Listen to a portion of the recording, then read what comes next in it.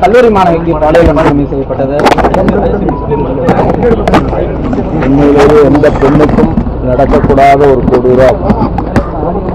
அதுவும் நம்முடைய கொங்குமணிலே நடந்திருக்கிறது என்பது தாங்க முடியாத வேதனையை தருகிறது.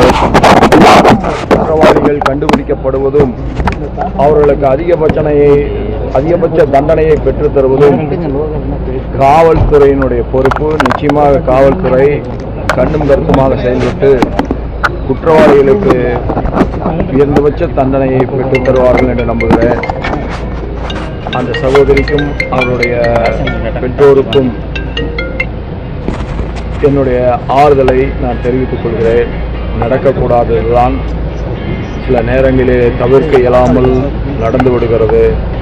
வருத்தத்தில் இருக்கின்ற அவர்களுக்கு நாம் என்றைக்கும் உறுதுணையாக நிற்க வேண்டும்.